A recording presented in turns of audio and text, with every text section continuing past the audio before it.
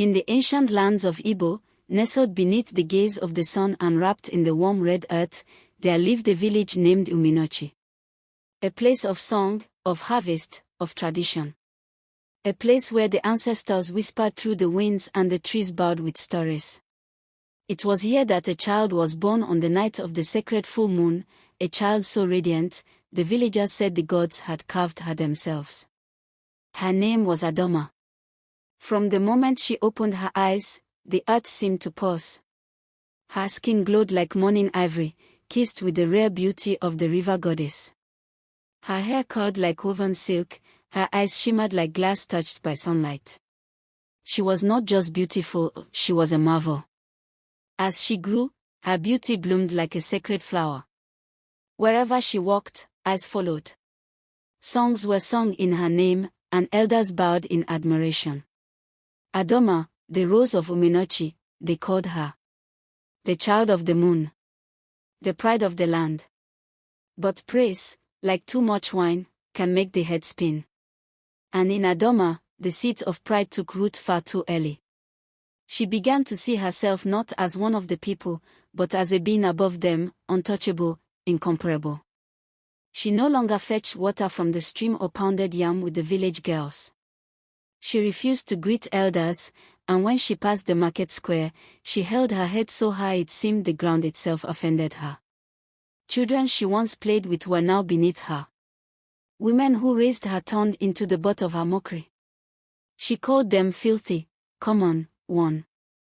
Her words, once gentle, now dripped with contempt. The same people who once praised her began to lower their eyes, whispering behind closed doors, praying for the gods to remind her of humility. But ADAMA's pride knew no bounds. Then came the day that changed everything. It was the morning of Afo market, the busiest day in Uminochi. Traders came from far and wide. Drums echoed, scents of roasted maize and palm oil filled the air, and the village buzzed with life. ADAMA stepped out of the palace, wrapped in a silk wrapper from Onitsha, beads glittering on her waist, her face dusted with the finest camwood. As she walked through the crowd, it parted like the sea before her. Silence followed her like a shadow. And then, at the foot of the ancient ube tree, she saw him, the village beggar. Old. Wrinkled. Hunched over with age. Dressed in rags and leaning on a crooked staff, he was known only as Nwonkota, the silent man. He never spoke. He simply sat, hands stretched toward passers-by, eyes hidden beneath the wide brim of a straw hat. Most avoided him. Children feared him. Elders respected him with caution, for rumors whispered that he was more than what he seemed. That he was a spirit in disguise. A test sent by the gods. ADAMA had always ignored him until that day. As he raised his hand toward her, like he did to all, ADAMA froze. A smile curled her lips. Her voice rang out, cruel and clear. Who dares to lift filthy hands toward me? You stink of curses, old man. Why hasn't the earth swallowed you yet? Even flies would flee your presence. Gasps rippled through the crowd. Mothers clutched their children. Market women dropped their baskets. Silence fell like a stone. And then, for the first time in years, the beggar raised his head. His eyes, pale, clouded, met hers. And his voice, though low, shook the air. A pot that mocks the fire forgets it too shall crack. You, daughter of pride, shall sleep in beauty, and wake in shame. And just like that, he vanished. Not walked away. Not faded. He vanished, before the eyes of the crowd. That night, ADAMA lay in her bed, undisturbed, basking in her own vanity. The events of the day did not shake her, for she believed herself above consequence. But when the cock crowed, and the first light of dawn touched her window, a scream tore through the palace. The girl who awoke was not the same. Her skin, once flawless, was now coarse and cracked. Her cheeks were sunken, her lips pale. Her voice, once melodic, rasped with every breath. Her beauty, the very thing she built her world upon, was gone. Panic spread through the royal household. Healers were summoned from every corner of Igbo land. Herbalists, diviners, priests, all came and left in confusion. No one could explain it. Nothing worked. At last, the palace summoned Mama Ifienwa, the ancient priestess of Oni, the Earth Mother. She arrived with quiet steps and eyes that saw beyond flesh. She looked at ADAMA once. Just once. Then she spoke. You have offended the soul of the land. You spat on the spirit of humility. What has happened to you is not of this world. The gods do not curse without reason. Only through humility will your true face return. But ADAMA, consumed by shame, fled that night. She wrapped her face, dressed in plain cloth, and disappeared into the forest. The once glorious daughter of Uminochi became a shadow. Days turned into weeks. She wandered, starving, broken, lost.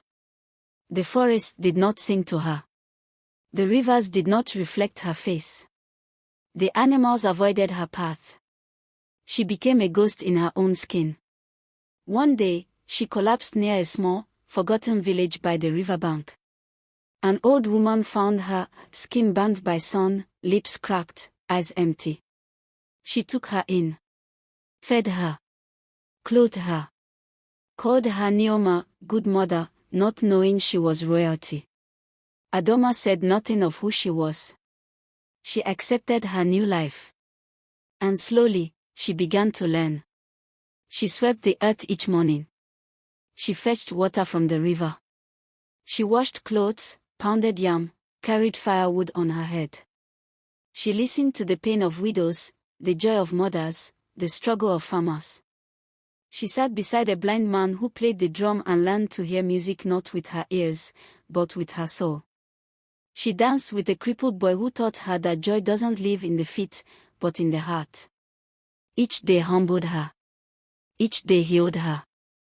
Her body remained marked by the curse, but her spirit began to shine with a quiet light.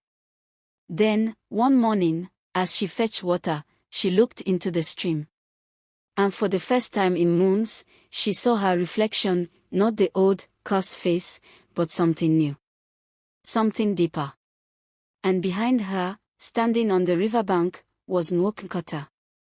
But he was no longer the ragged beggar. He stood tall, glowing with light, dressed in white, his eyes no longer clouded but burning like the sun. You have drunk the wine of humility, he said. And now, you are truly beautiful. He reached forward and touched her forehead. Light surrounded her. And when it cleared, her face had changed. The curse had lifted. But she did not look exactly as before. No, this was a new beauty. A beauty shaped by sorrow. Softened by kindness.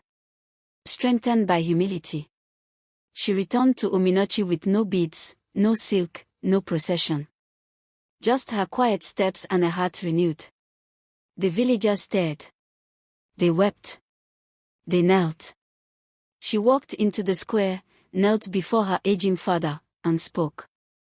I was lost in myself. Blinded by the reflection of a shallow beauty. But I have returned, not as a princess, but as your daughter, ready to serve. And so, ADAMA became queen. Not of pride, but of grace. She opened schools for girls. Built shelters for widows. Fed the hungry. Danced not at the front of festivals, but among the people. And in her old age, when her hair turned silver and her steps slowed, she told her story to every child who asked. True beauty, she would whisper, is not what you carry on your skin. It's what you give with your soul. And even today, in Uminochi, when a child grows proud, their mother will say, be careful. Lest you forget ADAMA, the rose who fell and bloomed again. Thank you for watching this story. Kindly share your thoughts about this story with me in the comment section. Give this story a thumb up and share this story out with your loved ones, and subscribe to this channel for more interesting stories.